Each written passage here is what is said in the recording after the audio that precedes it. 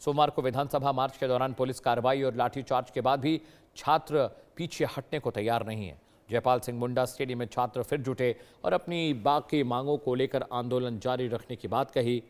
14वीं JPSC PT और 2023-25 के backlog परीक्षाओं पर सरकार का बड़ा फैसला हो चुका है। टीडीपीएल की परीक्षाओं की जांच का ऐलान हुआ है, लेकिन जेएसएससी और सीजीआर और सीबीआई जांच पर अभी पेंच बरकरार है और स्टूडेंट 18वां दिन उनके आंदोलन का स्टूडेंट अभी भी अड़े हुए हैं और वो किसी भी कीमत पर पीछे हटने को तैयार नहीं है। बाईं तरफ की तस्वीर विधानसभा के पास की है, जहां पर स्टूडेंट्स प्रांगण के पास पहुंचे और मनीष मेहता लगातार इस खबर को ट्रैक कर रहे हैं। उनकी एक रिपोर्ट है, आइए आपको दिखाते हैं।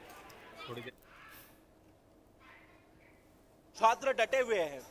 छात्र दो टूक एक ही बात कह रहे हैं कि जब तक मांगे पूरी नहीं होंगी तब तक ये आंदोलन जारी रहेगा। लेकिन इस बीच छात्रों ने एक आपात बैठक बुला ली है उनकी कोर कमेटी की, और वो बैठक के बाद आगे की रणनीति तय होगी। लेकिन इन सब के बीच हमारे साथ कई छात्र यहाँ पर मौजूद हैं, उनसे बात करते हैं।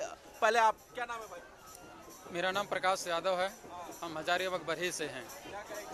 हम कहना चाहेंगे कि जिस तरीके से आज 17वें दिन इस आंदोलन का है और हमारे जितने भी गरीब परिवार से हैं, छात्र छात्राएं हैं, मजदूर का बेटा है, मजदूर की बेटियां हैं, हम लोग दिन रात मेहनत करते हैं अपने गांव में रह करके, ये कमरा में रह करके, कमरा के कोना में रह करके दिन और रात कर करके हम लोग मेहनत करते हैं कि हमारी सर्विस होगी, हमारी घर की स्थिति सुधरेगी, हमारी गांव की स्थिति सुधरेगी। लेकिन ये सरकार को बड़ी उम्मीद से हम लोग लाए थे।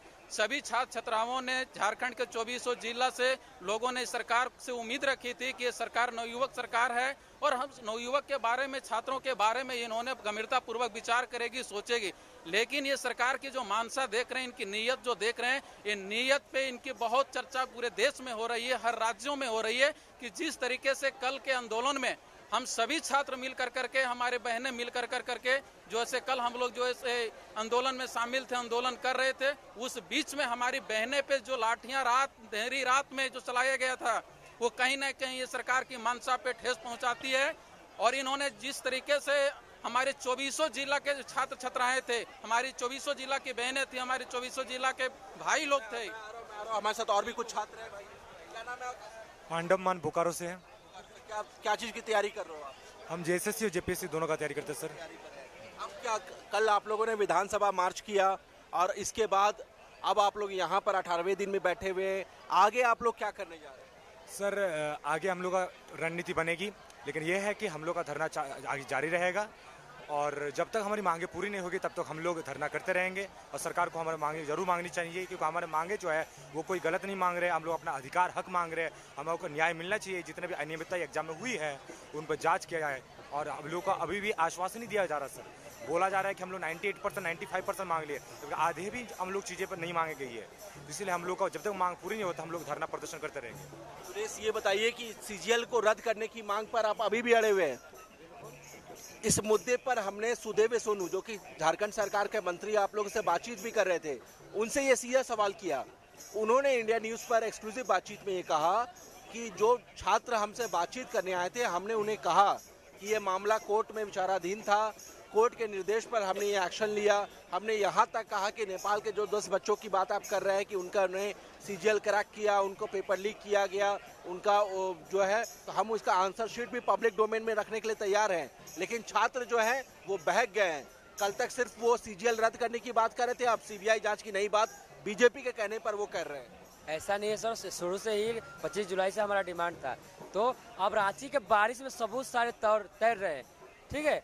जो जिस प्रकार से अभय तिवारी ने बोला 40 लाख, 60 लाख, 80 लाख, 1 करोड़ रुपए में अलग अलग तय था, सबूत है इतने सारे, फिर भी सरकार तय क्यों नहीं करी? जिस प्रकार का सरकार के प्रशासन ने लाठीचार्ज किया, वाटर कलर किया, एक्सपायरी जो ये था, वो क्या बोलते हैं, टीयर गैस छोड़ा गया था, लाठीचार्ज, लड़कियों को मारा गया। मेरे पास आके भैया भैया रोक रोक बोलिए, तो उनका ये हुआ, ये गलत था। लेकिन इसके साथ साथ जिस तरह से कुछ छात्रों को भेष में उपद्रव करने वाले व्यक्ति, सामाजिक तत्वों ने जिस तरह प्रशासन के ऊपर बोतल और चप्पल जूता फेंका है, उसको हम लोग निंदा करते हैं कड़ी शब्दों में। ऐसा नहीं होना चाहिए।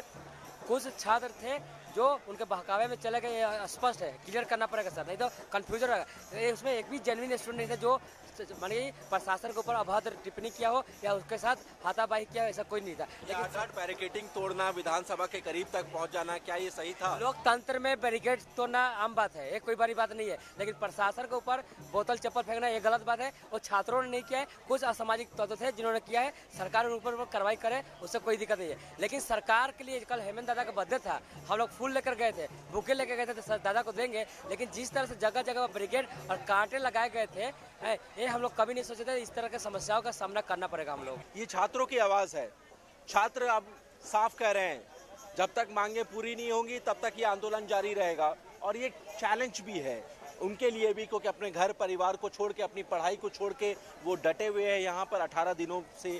तो ऐसे में सबसे महत्वपूर्ण बात यह है कि इस मुद्दे पर सरकार को और ज़्यादा गंभीर होकर के जल्द से जल्द निर्णय लेने की ज़रूरत है, क्योंकि न सिर्फ इस आंदोलन से इन बच्चों की पढ़ाई डिस्टर्ब हो रही है, बल्कि इनके गार्जियन भी काफ़ी परेशान हो रहे हैं। और हज़ारों छात्र जो प्रदेश के अलग अलग हिस्सों से हैं वो इंतज़ार कर रहे हैं कि आखिर सरकार का फैसला क्या आता है। कैमरा पर्सन राकेश तिवारी के साथ मनीष मेहता, इंडिया न्यूज़, रांची।